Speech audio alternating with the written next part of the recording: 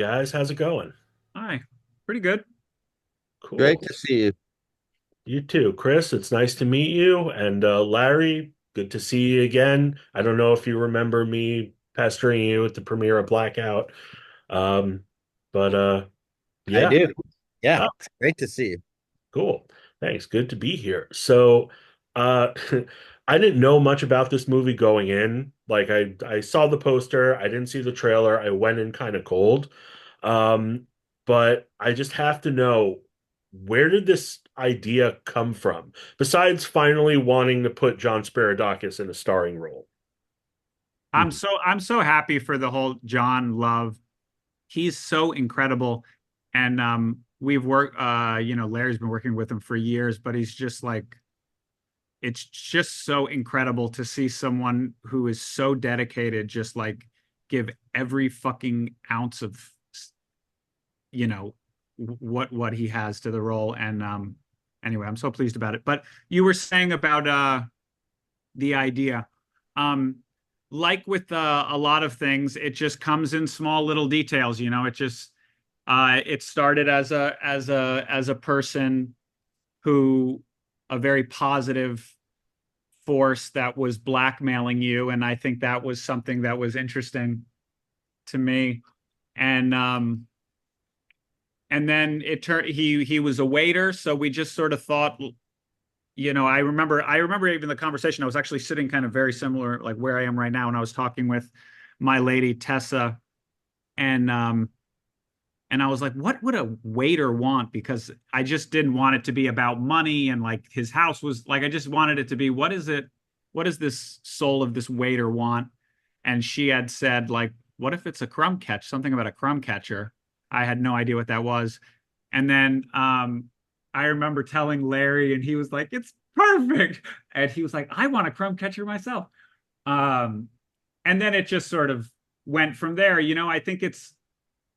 I think a lot of times you don't even know why something works, but when you're just like excited, you're like, "That's got to be good." And then you go down that rabbit hole, and then all of a sudden it's this other thing. Totally. And I have to say, when I actually saw the crumb catcher, that it was a literal crumb catcher, I had to pause because I just started laughing so hard. It's my favorite reveal of the year so far because it's this beautiful Cadillac of a device. And I'm just like, oh my God, this man is completely insane, and these people might be fucked, but that's totally hilarious. Yeah.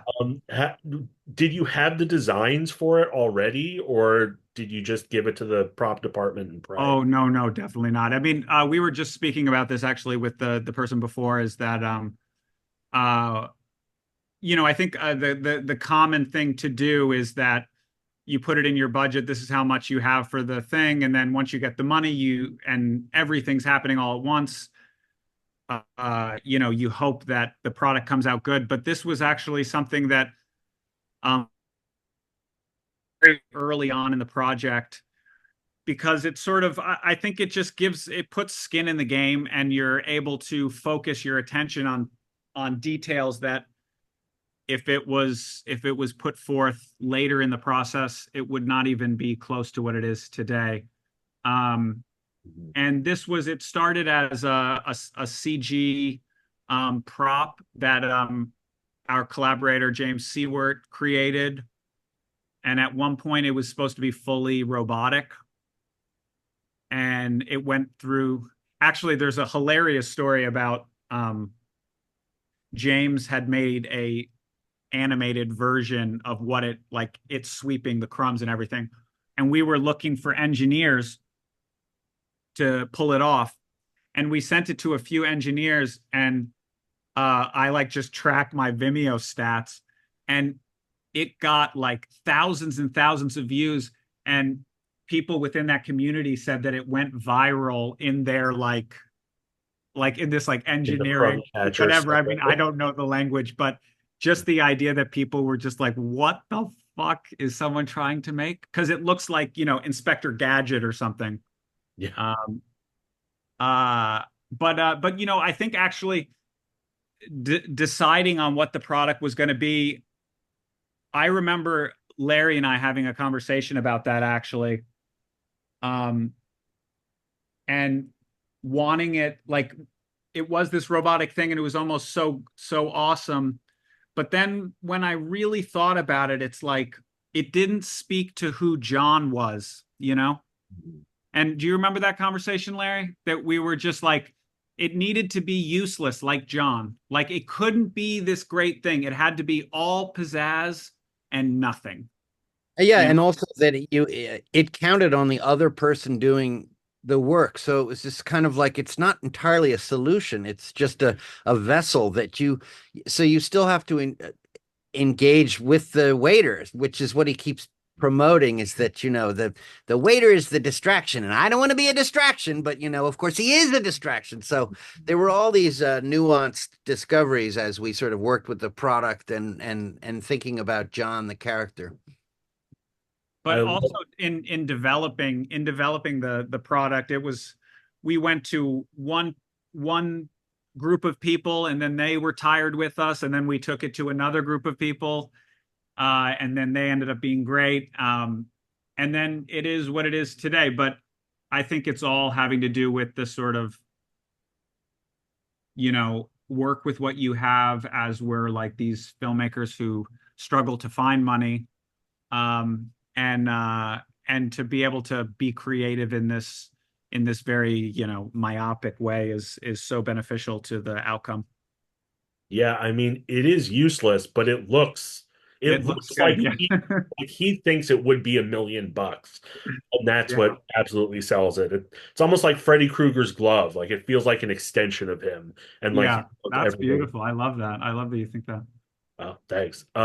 Well, also, I want to congratulate you on your first feature after making a bunch of shorts, and working with Larry. And I gotta ask, Larry, what the hell took so long to put this guy in the director's chair?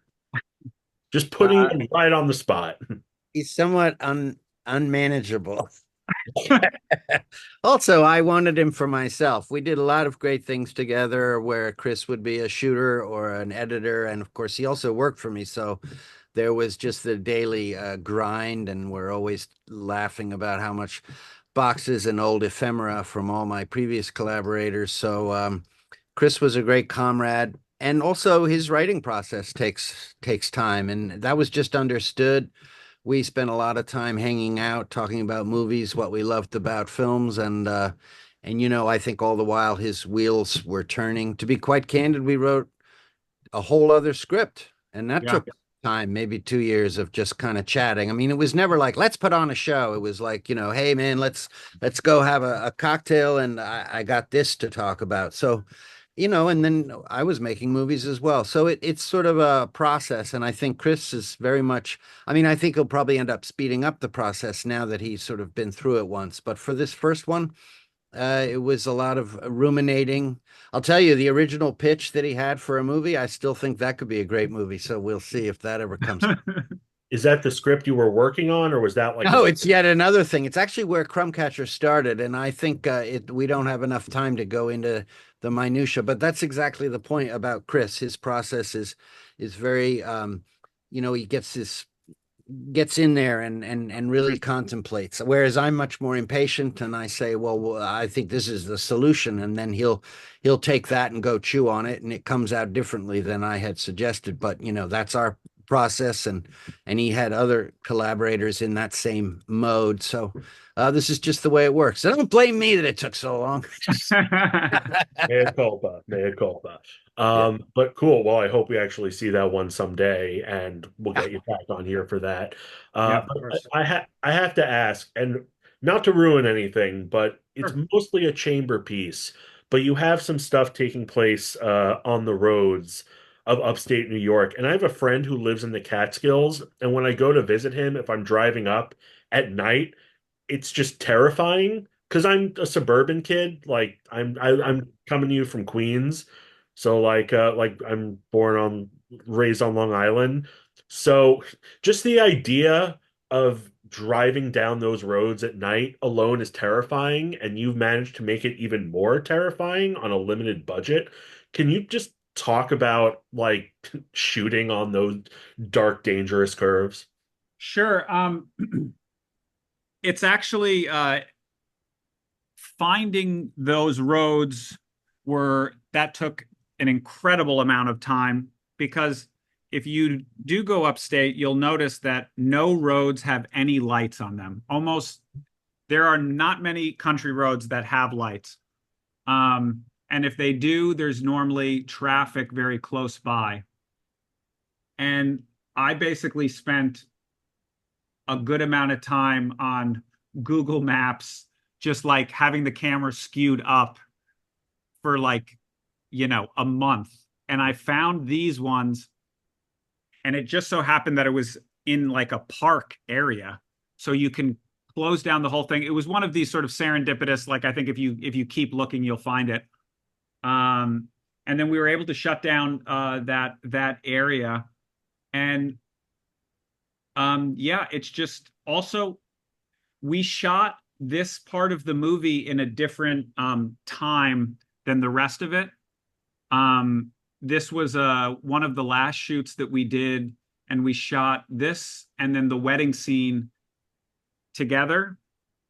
And I think that one of the reasons why this scene, this one sequence, I think came out so great was that I had months to just think about this sequence, and we also, Larry was a big pusher of this idea of like, I storyboarded everything and then turned it into animatics that I can pace it out and know like how long I'm going to be in each shot. Because, with something like this, getting the frames that you need is really the job. It's not like acting where you're like, oh yeah, what else are you going to give me like Oh, with you that gotta be scene? like, Like it's yeah. it's really becomes much more and we were very lucky because my father who is a well-known camera operator that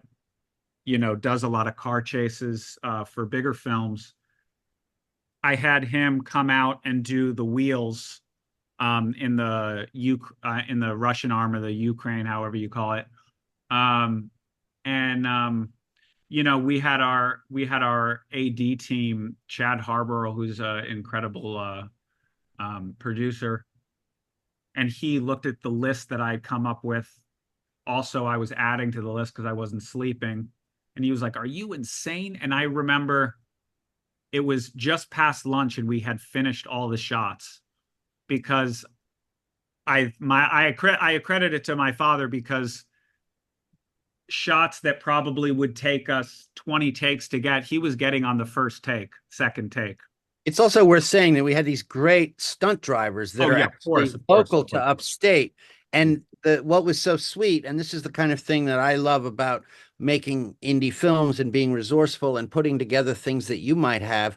They were so excited to work with Chris's dad because he was a legend in his own right, the kinds of movies he'd done. So it was just, they were having a blast and trying to raise up to his standards. Chris's dad he's very mild mannered until he gets behind the camera and he was like yelling, "Oh, faster, faster."